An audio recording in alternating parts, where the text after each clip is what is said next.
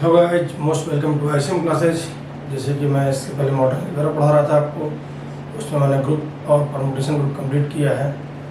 सब ग्रुप्स के वीडियो भी आगे नेक्स्ट टाइम पे आएंगे। फिलहाल मैं आपका 3D चालू कर रहा हूँ। जैसे मैंने पिछले वीडियो में आपको प्रॉमिस किया था कि 3D ज्योमेट्री चालू करूँगा। 3D ज्योमेट्री आपके एकेडमिक की बात करें तो सेकेंड सेमेस्टर में सारी यूनिवर्सिटीज में यूपी में है, और साथ ही कॉम्पिटिटिव पॉइंट ऑफ व्यू से बहुत इंपॉर्टेंट है। टीजीटी पीजीटी एग्जाम में इसमें खास तौर से 10 से 12 क्वेश्चन आ जाते हैं आपके, और 3D ज्योमेट्री इसलिए बहुत अपना एक अहम रोल प्ले करती है कॉम्पिटिटिव एग्जाम्स में। सबसे बड़ी बात ये 3D में आपका बेसिक कितना अच्छा है, इस डिपेंड करेगा कि आप सवाल कितनी जल्दी हल कर पाते हैं। सवाल हल तभी होगा आसानी से जब आपका बेसिक मजबूत होगा। बेसिक मजबूत करने के लिए आपको फार्मूले पर डिपेंडेंसी कम रखनी पड़ेगी, कॉन्सेप्चुअली आपको ज़्यादा स्ट्रांग होना पड़ेगा, तभी आप काम ईजिली वे में कर पाएंगे। चलिए शुरुआत करते हैं 3D की। तो देखिए 3D ज्योमेट्री में आपको बेसिक से स्टार्ट करूंगा, पूरा एलिमेंट्री से। तो इसमें आपने देखा होगा कि जैसे 2D हम सब पढ़ के आते हैं इंटर में, 10+2 में हम लोग सब 2D पढ़ के आते हैं। 3D हमको इंटर में भी कहीं आप पढ़ाई जाने लगी है, पहले नहीं पढ़ाई जाती थी यूपी बोर्ड में, और CBSE बोर्ड तो पहले से ही चलती थी। लेकिन 3D पढ़ाने का जो तरीका होता है वो इंटर और ग्रेजुएशन में काफ़ी अंतर आता है। हालांकि कुछ टीचर्स उसको फार्मूला बेस्ड ही रखते हैं, पर मैं इसका पक्षधर नहीं हूँ। फार्मूला पे ज़्यादा डिपेंडेंसी हमारी सही नहीं है। कुछ बेसिक फार्मूले तो हमको याद करना ही पड़ते हैं, लेकिन उसके अलावा बहुत सारी चीज़ें कॉन्सेप्चुअली आप समझेंगे। फार्मूला हमको कम से कम, और फार्मूले अगर हम यूज कर रहे हैं तो प्रयास करेंगे को निकालने का, वो कहाँ से आते हैं, ताकि हम कॉन्सेप्ट समझ सकें। चलिए शुरुआत करते हैं। तो पहले आपको सबसे पहले यहाँ देखिए मैंने टॉपिक्स लिख लिखे हैं कि हमको जो पहला टॉपिक यूनिट पढ़ानी है आपको, उसमें क्या क्या है आपका। देखिए इसमें मुझे कोऑर्डिनेट एक्सिस के बारे में डिस्कस करना है। आपको ऑक्टेंट क्या होता है, जैसे आप कोऑर्डिनेट पढ़ते हैं वैसे ऑक्टेंट होते हैं। चेंज ऑफ ओरिजिन क्या होता है, डिस्टेंस बिटवीन 2 पॉइंट्स डिस्कस करना है। ये एलिमेंट्री है आपका। और सेक्शन फार्मूला क्या होता है आपका, सेंट्रोइड ऑफ ट्रायंगल कैसे निकालते हैं, सेंट्रोइड ऑफ टेट्राहेड्रॉन कैसे निकालते हैं। चलिए 1 बाय 1 करके बात करेंगे सबके बारे में। सबसे पहले बात करता हूँ आपकी कोऑर्डिनेट एक्सिस की बात। मैं अपनी हर बार 2D से स्टार्ट करूँगा, उसी से कदम आगे चलेंगे तो हम 3D पहुँचेंगे। आप सब ने 2D में पढ़ा है। यूजुअली हम लोग सब इंटरमीडिएट में XY प्लेन ही पढ़ते हैं। तो ये मान लीजिए X एक्सिस है और ये Y एक्सिस है। तो आज हम लोग इंटर फिगर बनाते हैं। 9th से हम लोग स्टार्ट किया था एक कोऑर्डिनेट सिस्टम पढ़ना। तो इसको आप लोग निगेटिव Y बोल देते हैं, या इसी को Y डैश बोल देते हैं। इसको निगेटिव X बोल देते हैं, या इसी को X डैश बोल देते हैं। कि पॉजिटिव डायरेक्शन, ये नेगेटिव डायरेक्शन, ये पॉजिटिव डायरेक्शन, ये नेगेटिव डायरेक्शन, ये आपका क्वाड्रेंट कहलाते हैं। फर्स्ट, सेकंड, थर्ड और फोर्थ, 4 क्वाड्रेंट होते हैं आपके। क्योंकि 4 हिस्से बने, क्वाड्रेंट का मतलब क्या होता है,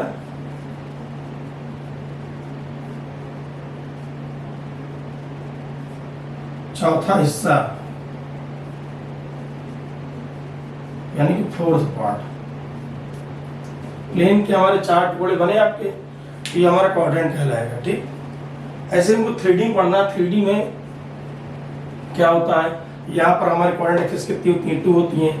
जब हम 3D की बात करते हैं, कहते हैं ऐसी ज्योमेट्री जो आपका तीनों प्लेन के साथ साथ थोड़ा सा प्लेन से ऊपर उठा रहे, वो हमारा क्या कहलाएगा, 3D ज्योमेट्री कहलाएगी। तो उसमें एक एक्सिस और जाती है, इसको हम लोग जेड बोलते हैं। अगर हम XY पढ़ते थे तो उसको जेड बोल देंगे। वाई की प्लेन की बात करते हैं तो जो उठा उसका उसको एक्स बोल देंगे। अगर हम ZX प्लेन की बात बोलते हैं, जो उठा उसको हमको वाई प्लेन बोल देंगे। ठीक, तो चलिए इसमें फ्रेम कैसे बनाते हैं। देखिए ये X, ये Y और ये Z, ये तीनों का एक एक साइड दिखाया गया। पिछला साइड में मैं आपको यहाँ पर बना के दिखाऊंगा। तो देखिए इसमें OX, OY और OZ 3 एक्सिस होते हैं। यहाँ पे 3 एक्सिस होते हैं। अच्छा, X एक साथ बता दूं लिटरेचर के पॉइंट ऑफ व्यू से, X एक्सिस क्या है, सिंगुलर फॉर्म है, और एक्सिस क्या है, प्लूरल फॉर्म है। ये विशेष हिंदी मीडियम बच्चों के लिए है। इंग्लिश मीडियम वाले तो जानते हैं कि इसको कोऑर्डिनेट एक्सिस बोलेंगे तो सिंगुलर फॉर्म, एक्सिस बोलेंगे तो प्लूरल फॉर्म। यानी तीनों एक्सिस की हम बात कलेक्टिवली कर रहे हैं। तो देखिए यहाँ पर ये तीन एक्सिस बन गए आपके, OX, OY और Z। इनका निगेटिव साइड मैंने दिखाया, इसमें बना के आपको दिखाता हूँ। मेरे पास 3 पेन है। मैं आपको 95% फिगर्स बना के दिखाऊंगा।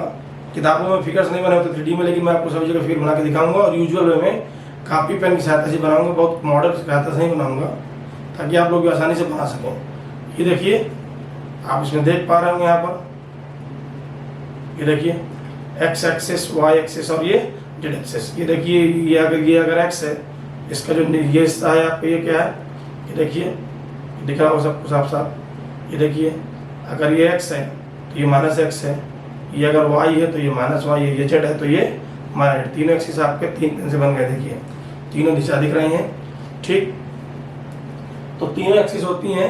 अब कापी पे हम लोग केवल इस चीज़ की बात करते हैं, कापी को रिटर्न दिखाते हैं एक्स वाई और जेड, इसका पिछला हिस्सा दिखाते हैं, एक्स वाई और जेड फ्रंट का जो दिख रहा है आपको ये इतना एक हिस्सा दिखाते हैं। इस तरह के आपके 8 हिस्से होते हैं और 8वां हिस्से को हम लोग क्या नाम देते हैं, ऑक्टेंट नाम देते हैं, ठीक है। तो देखिए जैसे आप यहाँ पर देखेंगे तो वास्तव में जो जेड एक्सिस है आपकी ऐसे ना होकर क्या होती है, जैसे मेरा मार्कर देख रहे हैं आप लोग, ये इसके परपेंडिकुलर। तो 3 एक्सिस क्या होती है, म्यूचुअली परपेंडिकुलर। अब ये कापी बनाना संभव तो है, जिस तरह इसको रख दें वहाँ पर, इसके एवज में हम लोग ऐसे लाइन खींच देते हैं, उसको मान लेते हैं जेड एक्सिस। एक बात और, एक्स वाई जेड आप किसी को माने कोई बाउंडेशन नहीं होता, तीनों म्यूचुअली परपेंडिकुलर होते हैं। किसी को एक्स माने, किसी को वाई माने, किसी को जेड माने, ठीक। तीनों म्यूचुअली परपेंडिकुलर होती है, यानी कि ये एंगल 90 है आपका, ये एंगल भी आपका क्या है 90 है और ये एंगल भी 90 है। एक गलती कभी मत करिएगा कि आप सोचें कि एक ही पॉइंट पर बने एंगल है, टोटल सम 360 आएगा, ऐसा बिल्कुल नहीं, क्योंकि एक पॉइंट पे बने एंगल है ही नहीं, ठीक है। तो देखिए 90 को 270 कहने का प्लस करिए, क्योंकि एक पॉइंट पे बने ही नहीं है आपके। ये देखिए, आप देखेंगे तो ये देखिए 90 है, ये 90 है और ये देखिए ये 90 आपस में, ये 90 और ये भी आपस में 90, ऐसा फिगर है एक्चुअल में ये, ठीक। तो तीनों एक्सिस एक्चुअली क्या होती है, तीनों एक्सिस म्यूचुअली परपेंडिकुलर होते हैं, यानी कि परस्पर लंबवत होती हैं। तो ये तो बात हो गई कोऑर्डिनेट एक्सिस की। अब बात करते हैं ऑक्टेंट क्या होता है। अब यहाँ पे आप देखेंगे तो आपको 8 हिस्से नहीं दिखाई देंगे। अब आप देखिए, मैं आपको दिखाता हूँ, ये 3 पेन लिए थे मैंने यहाँ पर, ये देखिए, और इजीली बन जाता है फिगर। ये देखिए, यहाँ देख रहे होंगे आप लोग, 3 पेन मैंने ले लिए हैं। चलिए ये देखिए, तो आप इसमें ये देखेंगे, जब 3 पेन आप ले लेंगे तो आपका देखिए फ्रेम बन गया आपका एक्स वाई और ये जेड, ये बन गया देखिए आपका। अब इसमें जब ये देखिए मैंने रखा है, अभी अब इसमें क्या होगा, आप 8 हिस्से नजर इमेजिन कीजिए। थोड़ा सा यहाँ पर रोक देता हूँ एक बार।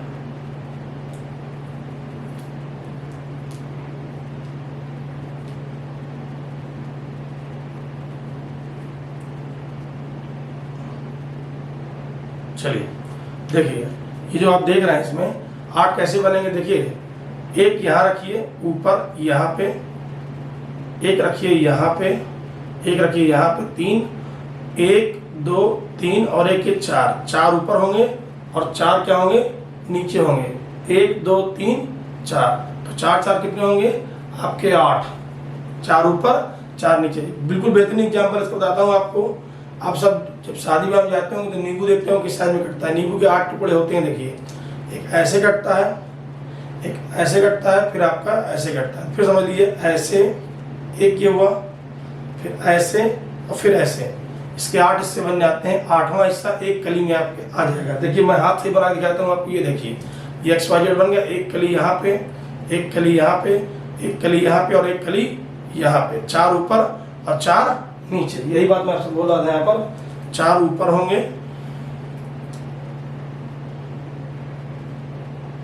ये देखिए इसमें एक यहाँ पे, दूसरा यहाँ पे, तीसरा यहाँ पे, चौथा यहाँ पे। 4 ऊपर, वैसे 5वां 6वां 5वां 6वां 7वां और यहाँ पर 8वां। 4 ऊपर होंगे, 4 नीचे होंगे आप, ठीक। ये तो आपके ऑक्टेंट हुए, यानी कितने ऑक्टेंट होते हैं। ऑक्टेंट का मतलब है 8वां हिस्सा आपके क्या कहलाएंगे,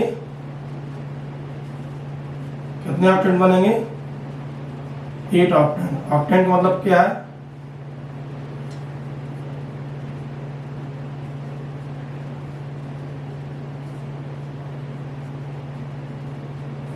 नहीं 8th पार्ट, 8वां हिस्सा। कितने ऑक्टेंट बनेंगे आपको टोटल, 8 ऑक्टेंट बनेंगे। अब जैसे आपके मन में प्रश्न ये आएगा कि सर जैसे आप वहां देखते रहे क्वाड्रेंट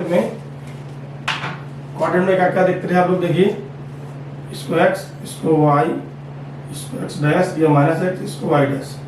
आप कहते हैं ये x पॉजिटिव होता है, यहाँ पर x नेगेटिव, y पॉजिटिव होता है, यहाँ पर दोनों नेगेटिव होते हैं। यहाँ पर क्या होता है, x पॉजिटिव होता है, y क्या होता है, नेगेटिव होता है। 4 पॉसिबिलिटीज होती है। वैसे ऑक्टेंट में भी साइन होगा कुछ ना कुछ, सभी में बिल्कुल होगा। तो देखिए क्या होता है इसमें, मैं यहाँ पे क्लियर कर दूँ, x पॉजिटिव y पॉजिटिव। यहाँ पर देखिए जो पॉजिटिव लिखा हुआ है ये आपका y के लिए लिखा x नेगेटिव है, ठीक। ये क्या है, मैं लिख दे रहा हूँ, देखिए ये आपका x है और ये आपका y है। ये आपका x है, ये आपका y है, ठीक है। यहाँ पर x भी निगेटिव होगा, y भी क्या होगा, निगेटिव होगा आपका। अगर आप क्वाड्रेंट के पॉइंट ऑफ व्यू से लिखना चाहते हैं तो प्लस प्लस ऐसे लिख दीजिए, ठीक है। अगर आप क्वाड्रेंट के पॉइंट ऑफ व्यू लिखना चाहते हैं, कंफ्यूज ना होइएगा, तो इसको माइनस प्लस लिख दीजिएगा ऐसे, x नेगेटिव y पॉजिटिव, ठीक। और इसको अगर इसको लिखना चाहते हैं तो ये दोनों निगेटिव होगा, और यहाँ पर क्या होगा, x पॉजिटिव होगा, y क्या होगा, नेगेटिव। इस चिन्ह को आगे पीछे देखिए कंफ्यूज मत होइएगा, मैं क्या बता रहा हूँ डायरेक्शन आपका क्या है। यहाँ पर x क्या है, आप कंफ्यूजन, तो मैं इसको आगे पीछे लिख दे रहा हूँ। तो देखिए x नेगेटिव है, y क्या है, पॉजिटिव है, ठीक। अगर आप इसको ऐसे पे लिखना चाहते हैं तो ऐसे लिखिए, कोई दिक्कत नहीं है। लीजिए माइनस x और प्लस y, ये x और y, मैं केवल आपको साइन बता रहा हूँ कहाँ क्या नेगेटिव क्या पॉजिटिव। तो यहाँ पर दोनों पॉजिटिव, यहाँ पर x नेगेटिव y पॉजिटिव, यहाँ पर दोनों नेगेटिव होते हैं आपके, और यहाँ x पॉजिटिव होता है, y क्या होता है, नेगेटिव होता है, ठीक है। ऑक्टेंट में क्या होता है, ऑक्टेंट की अगर हम बात करें तो देखिए कैसे पॉसिबिलिटी है। हमारे पास देखिए 3 चीजें हैं, x, y और z। क्या क्या संभावना हो सकती है, देखिए तीनों प्लस प्लस हो सकते हैं, तीनों माइनस माइनस हो सकते हैं। आप तरीका बताता हूँ लिखने को आपको, एक को प्लस कर लीजिए, 2 माइनस रखिए, इस प्लस को मूव कराते जाइए, minus plus minus, minus minus plus, ये देखिए 3 बन गए। अब आपने एक प्लस लिया था, एक माइनस ले ली, 2 प्लस कर दी, इसको मूव कराते जाइए, plus minus plus, plus plus minus, ये देखिए 3 3 6 और 2, आपके कितने तरीके हो गए, आपके 2 प्लस 3 तरीके बता रहा हूँ, टोटल कितने हो गए आपके, 8 ऑक्टेंट बनेंगे आपके। मतलब ये इस, अच्छा जैसे इसमें फर्स्ट सेकंड थर्ड फोर्थ नाम ना दे करके हम लोग बोलते हैं, जैसे कोई पूछे ये क्या है, जैसे क्वाड्रेंट किस टाइप का होगा, आपका इधर minus a b c minus c, तो आप कहोगे सर इसको कैसे पढ़ेंगे, ऑक्टेंट हैविंग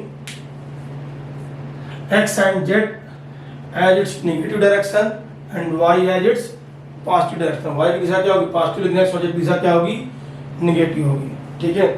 जैसे मैं आपको दिखा दूं, यहाँ पर मैं ये सिस्टम बना देता हूँ। यहाँ पर ये लीजिए, मान लीजिए मैं इसी को दिखाना चाहता हूँ। आपने कहा सर x और y, x और z क्या है, देखिए निगेटिव है। देखिए अगर आप कहते हैं ये x की पॉजिटिव दिशा है, अगर ये कहते हैं कि आप कहते हैं कि x की पॉजिटिव दिशा है, मैं सामने दिखेगा आपको, आप कहते हैं सर ये x की पॉजिटिव दिशा है तो ये x की नेगेटिव दिशा हो जाएगी, देखिए।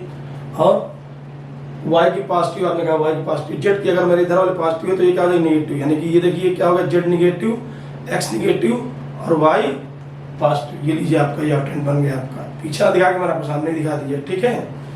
तो ये चीजें हैं आपकी इस तरह के, तो बोलते हैं इनका नाम फर्स्ट सेकंड थर्ड फोर्थ नहीं बोलते, ताकि आपको दिमाग में रखना पड़े। ऑक्टेंट हैविंग ऑल कोऑर्डिनेट्स इन दियर नेगेटिव डायरेक्शन, ये दोनों नेगेटिव में आ गए, जो जैसा इन दियर पॉजिटिव डायरेक्शन, जैसा उसे लिख दीजिए, आप जान जाएंगे कहाँ का पॉइंट है आपका, ठीक है। मतलब यहाँ first second third fourth fifth six seventh eighth octant ऐसा नहीं बोला जाता, ठीक। चलिए अब आगे बढ़ते हैं।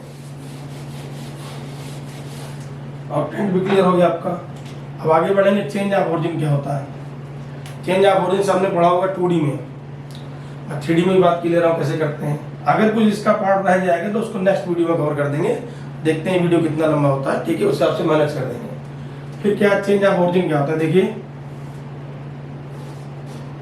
वेक्टर आप सब लोगों ने पढ़ा होगा 11-12 में, फिजिक्स में पढ़े होंगे आप लोग, मैथ में पढ़े होंगे। मान लीजिए कोई पॉइंट है यहाँ पर, मान लीजिए कोई पॉइंट P है, ये ध्यान दीजिएगा कि जो पॉइंट है ये स्पेस में है, ये पॉइंट स्पेस में है, ये देखिए ये पॉइंट स्पेस में है।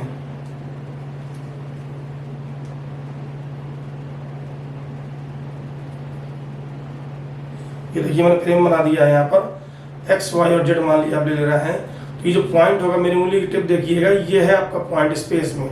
वो कॉपी में देखने को लगेगा आपको प्लेन में, लेकिन पॉइंट क्या है, वो हवा में। इसमें एक्स कोऑर्डिनेट भी होगा, इसमें वाई भी होगा, इसमें इस उंगली की टिप की बात कर रहा हूँ, इसमें एक्स भी होगा, वाई भी होगा और जेड भी होगा। ठीक, चलिए आपने कहा ये पॉइंट पी है, कोऑर्डिनेट क्या आपने दिए, एक्स वाई और जेड। तो ये आपका क्या हो गया, आप सबने पढ़ा होगा पोजीशन वेक्टर निकालना सीखा, पोजीशन वेक्टर सबने पढ़ा होगा निकालना।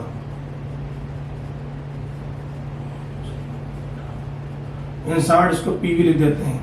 किसके रिस्पेक्ट में होता है, ओरिजिन के रिस्पेक्ट में होता है। ओरिजिन के क्या बने रहते हैं, 0 i 0 j 0, ये सबको पता है। तो OP direction, OP vector OP क्या आ जाएगा आपका, उधर ये आ जाएगा। इसको मैं नाम दे रहा हूँ, x1 y1 z1 दे रहा हूँ। ठीक है, तो क्या हो जाएगा आपका x1 i x2 j और x3 j। वेक्टर के बारे में आप सबको पता है, मुझे ज़्यादा बताने तो नहीं है आप लोगों को। ठीक है, ओ क्यों, अब देखिए चेंज ऑफ ओरिजिन का मतलब क्या है। आपने कहा सर इसको एक नया फ्रेम बना दीजिए, आपने इनके पहले लाइन खींच करके।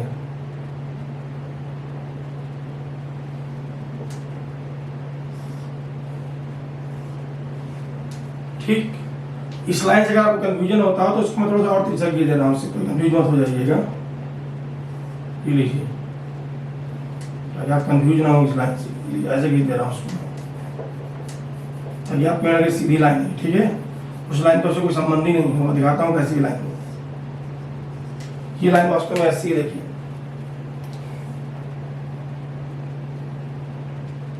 ये लाइन देखिए ऐसी है, किसी ये देखिए ये लाइन है आपकी, ये है पॉइंट आपका पी, ये इससे इसका कोई संबंध नहीं है। ठीक है, तो चलिए अब यहाँ क्या करेंगे, अब इसके यहाँ से ऐसा नया फ्रेम तैयार करते हैं पॉइंट पी को ओरिजिन मान करके। अब इन सबके पैरेलल कीजिए। आपने कहा सर इसको एक्स डैश बोल, इसको एक्स डैश बोल दे रहे हैं, इसको वाई डैश बोल दे रहे हैं और इसको जेड डैश बोल दे रहे हैं। तो अब हमारा कैसा काम करेगा, पी सर ओरिजिन का काम करेगा हमारा। अब क्या, यहाँ पर एक पॉइंट हमने क्यू ले लिया। अब हमको क्यू की पोजीशन बतानी है, पोजीशन ऑफ क्यू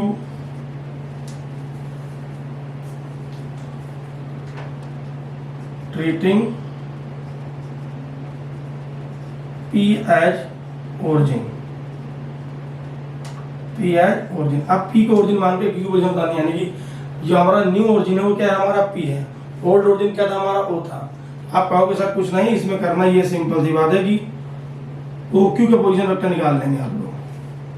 तो ओ क्यू कितना आ जाएगा आपका, ये बताइए। ये जो आप पोजीशन निकालते हैं किसके रिस्पेक्ट में, ओ के रिस्पेक्ट में। किसके रिस्पेक्ट में, ओ के रिस्पेक्ट में, क्यू की पोजीशन। ठीक है, तो हमको यहाँ पर ओ क्यू क्या आएगा, देखिए पोजीशन वेक्टर ऑफ क्यू क्या होगा आपका, उधर इसके कोऑर्डिनेट मान ले रहा हूँ मैं, x2 y2 और z2।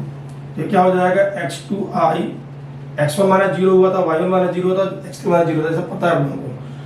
x2 minus 0, y2 minus 0, z2 minus 0, आई जी के लगाते जाइए, y2j और z2k। ये लीजिए, तो आपकी OQ आ गया।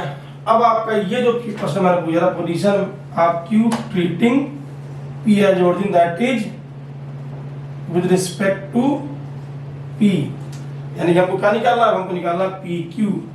वेक्टर सामने पढ़ा, पी क्यू कैसे आएगा, ओ क्यू माइनस का ओ पी। तो बताइए क्या आ जाएगा, तो ये हो जाएगा x2 माइनस x1, हटा दे ओ क्यू में ओ क्यू को, ये लीजिए, तो x2 minus x1 i, y2 minus y1 j और z2 माइनस z1। ठीक, उम्मीद करता हूँ समझ में आ गया होगा आपको सबको। अब इसके बाद जैसे हमको पी, अब हमको पी क्यू डिस्टेंस निकालनी है। ये देखिए आप एक ट्रैफिक का डिस्टेंस बिटवीन 2 पॉइंट्स, तो उसका सिस्टम भी ऐसे होता है। हम लोग क्या करेंगे, 2 पॉइंट निकाल लेते हैं। अब मैं इसको हटा देता हूँ। सब में आप समझ में आ गया आपको कि ओरिजिन चेंज करने से उसकी पोजीशन कैसे बदली।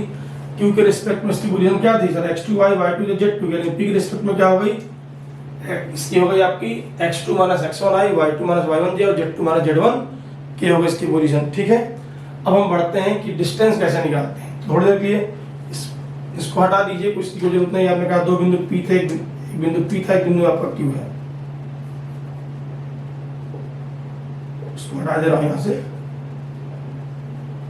ये लीजिए,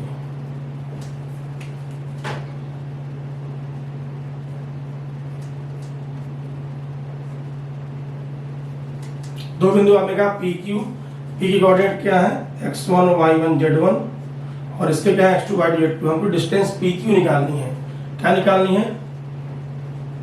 डिस्टेंस पी क्यू निकालनी है हमको। तो डिस्टेंस पी क्यू क्या है? तो distance P Q is none other than modulus of vector P Q. Vector P Q की क्या है? ये लेंथ है। और हम सब ने वेक्टर में पढ़ा है कि मॉडुलस कैसे निकालते हैं, एक्स वाई और जेड जो तीन कंपोनेंट होते हैं उनके स्क्वायर को जोड़ देते हैं, उसका स्क्वायर रूट निकाल लेते हैं।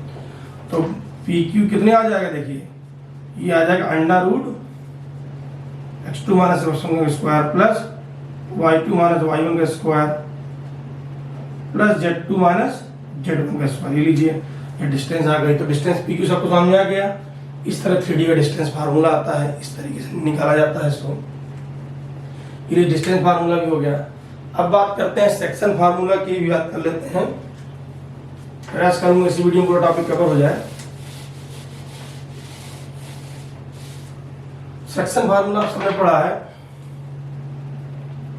अगर दो कोई लाइन है और दो पॉइंट को जोड़ती है x1 y1 और x2 y2 को, अगर कोई पॉइंट ए बी है, ये पॉइंट P है, ये इसको यानी कि AP इज टू PB बराबर M1 इज टू M2 है। M1 M2 के रेशियो में डिवाइड करता है M1 M2 अनुपात में। तो P के पॉइंट कैसे निकालें? आप सब जानते हैं इसका फार्मूला क्या होता है,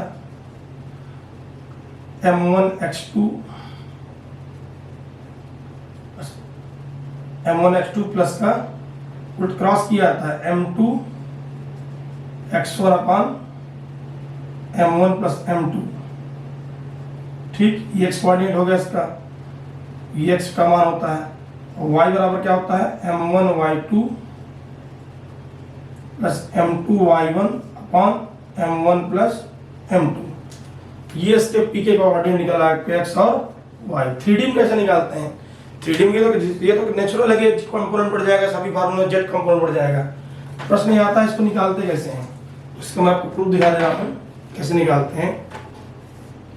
ये मैं फ्रेम बना दे रहा हूँ यहाँ पर, OX OY OZ। ये कोई दो लाइन है आपकी, ये कोई लाइन है, ध्यान दीजिएगा। ये लाइन प्लेन में नहीं है, स्पेस में। आप मत सोचिएगा लाइन XY प्लेन में है। ये देखिए मैं दिखा दे रहा हूँ यहाँ पर, ये फ्रेम आपका बन गया। देखिए ये कोई लाइन है, देखिए इस तरह से, ये x1 y1 z1, ये x2 y2 z2, ये कहानी है। ठीक है, और यहाँ पर एक पॉइंट होगा बीच में, कहीं पे भी इस लाइन के बीच में कहीं भी एक पॉइंट होगा। हमको दिखाना है इस लाइन को कितने रेशियो में, लाइन क्या लाइन सेगमेंट बोल दीजिए इसको, कितने रेशियो डिवाइड करता है। ठीक है, तो लाइन सेगमेंट का ही सेक्शन फार्मूला होता है। क्योंकि ये देखिए P हो गया, ये आपका Q हो गया, इसके कोऑर्डिनेट x1 y1 z1 मान ले रहा हूँ और इसके मैं x2 y2 और z2 मान ले रहा हूँ। ठीक, चलिए आगे बढ़ते हैं। तो आपने कहा मान लीजिए हमको इसके कोऑर्डिनेट निकालने हैं R के। ठीक है, ये रेशियो क्या है,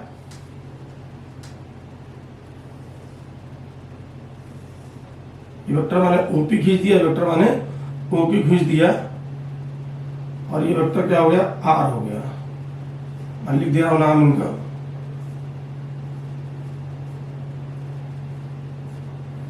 इसके कोऑर्डिनेट लिख रहे हैं x y और z। तो आप सब जानते हैं वेक्टर की भाषा में सबने पढ़ा होगा, OR इक्वल टू क्या होता है, पोजीशन वेक्टर बात क्या होगा, देखिए अपोजिट होता है M1 OQ plus M2 OP M1 plus M2। तो ये कितना हो जाएगा, देखिए तो कुछ OP कितना होगा आपका, उधर x1i y1j और z1 क्या हो जाएगा, OQ क्या हो जाएगा, x2i y2j और z2 क्या हो जाएगा।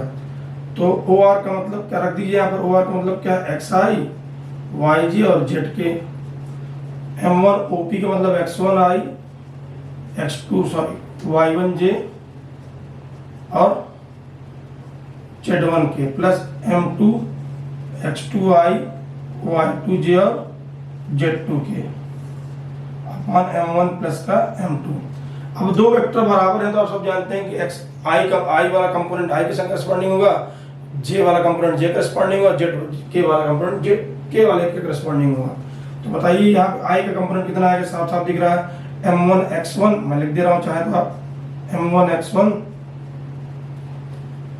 अब यहाँ देखिए मैंने उल्टा रख दिया, ओ क्यों रखना चाहिए ना, आप यहाँ पे क्या रखना चाहिए हमको X2 Y2 Z2, इसको मैं करेक्शन किया जा रहा हूँ X1 Y1 और Z1। तो क्या हो जाएगा M1 X2 प्लस का M2 X1 I M1 Y2 plus का M2 Y1 J M1 Z2 plus का M2 Z1 के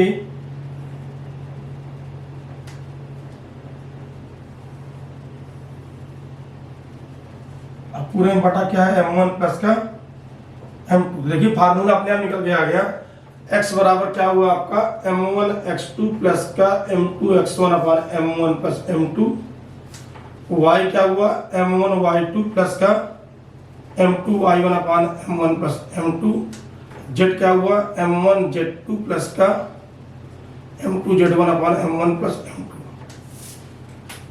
ये फार्मूला हुआ आपका। तो ये देखिए सेक्शन फार्मूला निकल के आ गया आपका 3D का। अब इसमें कुछ चीजें और बतानी है मुझे आपको, देखिएगा।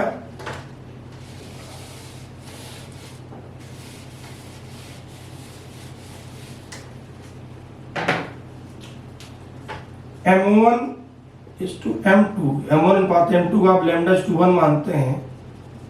जब लैम्डा इक्वल टू पॉजिटिव आ जाए तो इंटरनल डिवीजन होता है।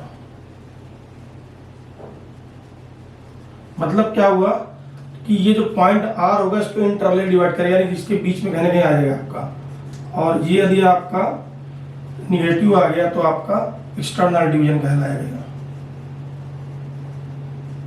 हालांकि चीजें आप सब लोग जानते होंगे पहले से। तो अगर रेशियो कभी निगेटिव है तो एक्सटर्नल डिवीजन, तो जो फार्मूला बनेगा आपका मतलब जो फार्मूला बनेगा आपका, तो क्या कहलाएंगे आप लोग इसको। तो कभी भी आपको कोई सवाल दे दे, अब मुझे इसका रेशियो निकाल दिया, तो रेशियो क्या मानना है आपको, PQ लिख देंगे, X1 Y1 Z1 लिख देंगे, X2 Y2 Z2 लिख देंगे। यहाँ पर 1 लिखे होंगे आप न्यूमेरिकली, लैम्डा इज टू 1 का रेशियो मान लेंगे। आपका जो इसका R होगा इसकी 1/XYZ मान लीजिए। x बराबर क्या होगा आपका, आप लिखेंगे लैम्डा X2 प्लस का X1 अपॉन लैम्डा प्लस का 1। y कितना हो जाएगा लैम्डा Y2 प्लस का Y1 upon lambda plus 1। z equal to कितना होगा लैम्डा Z2 प्लस का लैम्डा Z2 प्लस का Z1 अपॉन लैम्डा प्लस 1। अब लैम्डा की वैल्यू निकालने के लिए कोई ना कोई कंडीशन प्रोवाइडेड होगी, स्वाभाविक सी बात है। तो लैम्डा की वैल्यू अगर निगेटिव आ जाए तो एक्सटर्नल डिवीजन और पॉजिटिव आ जाए तो इंटरनल डिवीजन। अच्छा, ये जो कोऑर्डिनेट आपको XYZ दिख रहे हैं ये कहलाते हैं general coordinate of A point in the given line segment. ठीक, ये भी क्लियर हो गया। अब बात कर लेता हूँ फटाफट आपसे मैं सेंट्रॉइड और ऑफ ट्रायंगल और सेंट्रॉइड ऑफ टेट्राहेड्रन क्या होता है। ठीक, चलिए आगे बात करते हैं।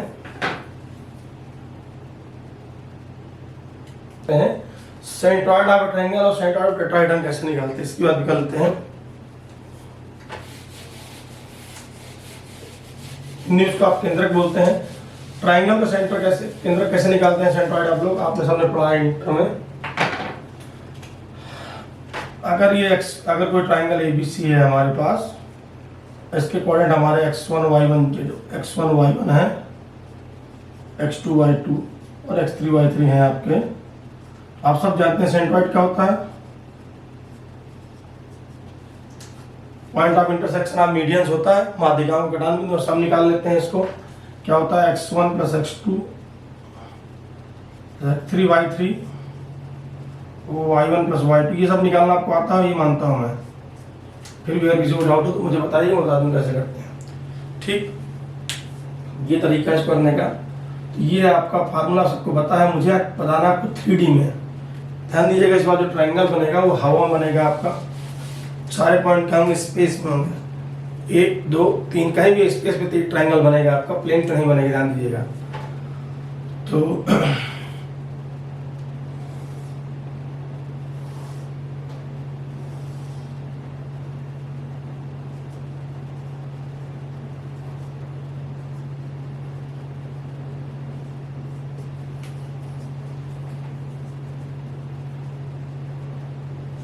ये लीजिए, ये कोई ट्रायंगल है, ठीक।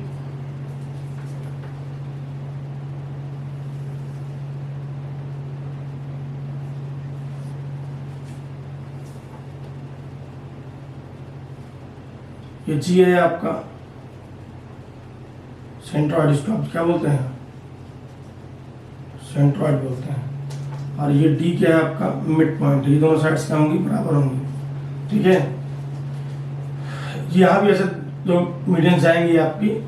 तो देखिए, आप जानते हैं इसका कोऑर्डिनेट क्या होगा, वैसे निकालते हैं जैसे उसमें निकालते हैं। इसका क्या होता है, x1 + x2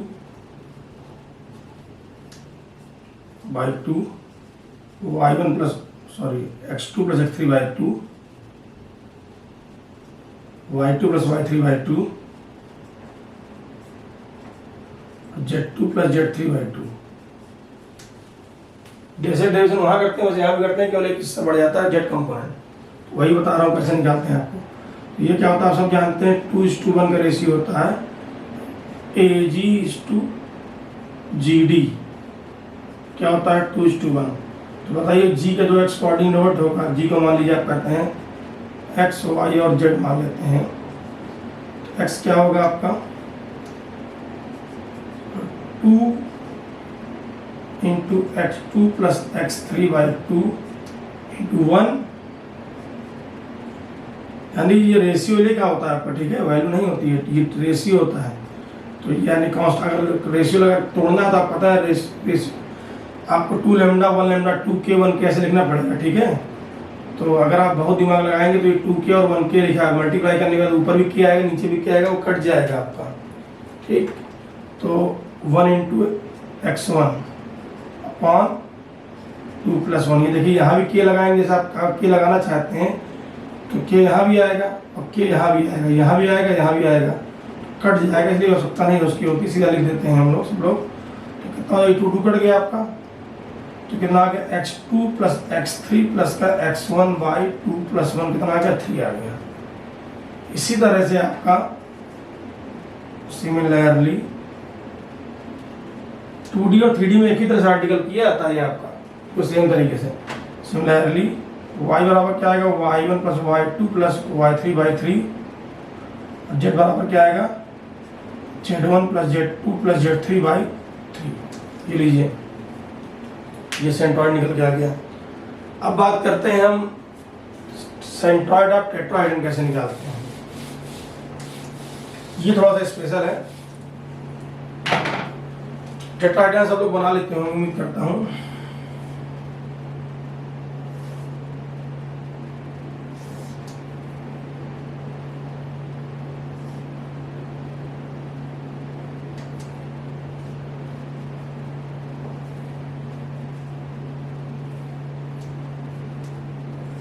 आपने समझे केमिस्ट्री में मीथेन के स्ट्रक्चर पढ़ा होगा, वहां पे आपने सब देखा होगा इसको।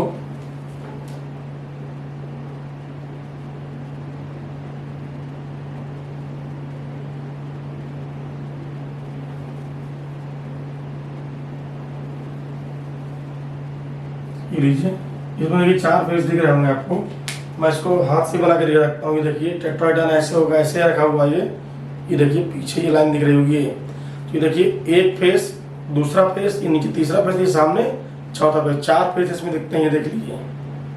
3 फेस, 1 2 3 और ये चौथा फेस नीचे। ये जो मुट्ठा मेरा हाथ का, इसको अगर एक पॉइंट मानेंगे तो ये पॉइंट ए नजर आएगा आपको ये, ठीक। तो चलिए देखिए यहाँ पर ये ट्रायंगल एबीसी, यहाँ पर चारों जो फेस होते हैं सब क्या, चारों के चारों फेस एक ट्रायंगल है। मान लीजिए इस ट्रायंगल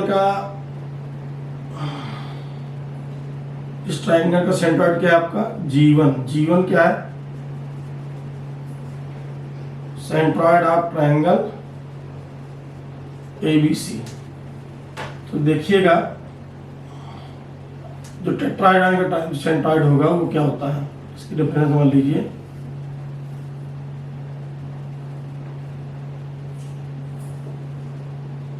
टेट्राहेड्रॉन का सेंट्रॉइड होता है, उसको मैं लिख दे रहा हूँ G। इसको 3:1 के रेशियो में डिवाइड करता है, यानी कि DG:G, G1 इक्वल टू कितना होता है 3:1 का रेशियो। तो इसमें याद रखिएगा, ठीक।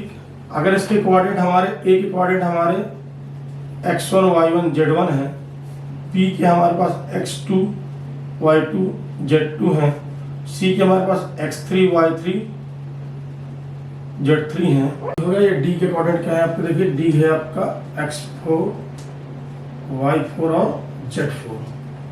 तो जो G है आपका DG:GG1। G क्या है आपका, centroid of tetrahedron ABCD। G क्या है, G1 लिख दिया मैंने। G1 क्या है आपका, तो ये कितना है आपका 3:1। तो ऑब्वियसली फार्मूले से लगा दें, सेक्शन फार्मूले से। तो जो x आ जाएगा, x क्या है, G का कोऑर्डिनेट x आपका वो क्या होगा 3 into x coordinate of G1। G1 का कोऑर्डिनेट क्या है देखिए, G1 लिखे जा रहा हूँ यहाँ पर मैं, x1 + x2 + x3 y3, y1 + y2 + y3 y3, z1 + z2 + z3 y3। तो चलिए 3 into x1 + x2 + x3 y3 + 1 into x4/3 + 1। ये 3 कट जाएगा आपका, x1 + x2 + x3 y plus x4 y4। x coordinate आ गया। सिमिलरली y क्या आ जाएगा, y1 + y2 + y3 + y4 y4। z coordinate क्या आ जाएगा, z1 + z2 + z3 + z4 y4। उम्मीद करता हूँ सारे टॉपिक आपको सामने आ गए होंगे। ऑक्टेन बताया मैंने, पॉइंट एक्सिस के बारे में बताया आपको मैंने, सेक्शन फार्मूला बताया, सेंट्रॉइड ऑफ ट्रायंगल बताया, सेंट्रॉइड ऑफ टेट्राहेड्रॉन बताया। अब इसी के आगे अगले वीडियो में आपसे बात करूंगा, जो हमारा बेसिक स्टार्ट होगा यहाँ से। ये तो एलिमेंट्री था, अब हम उसका चालू करना है नेक्स्ट वीडियो में, डायरेक्शन, रेशियोज और कोसाइन। कोई डाउट्स हो उसके लिए कमेंट सेक्शन में कमेंट करिएगा। वीडियो पसंद आया तो मोस्टली उसको ज़्यादा से ज़्यादा शेयर करिएगा, सब्सक्रिप्शन लेना मत भूलिएगा। Thank you.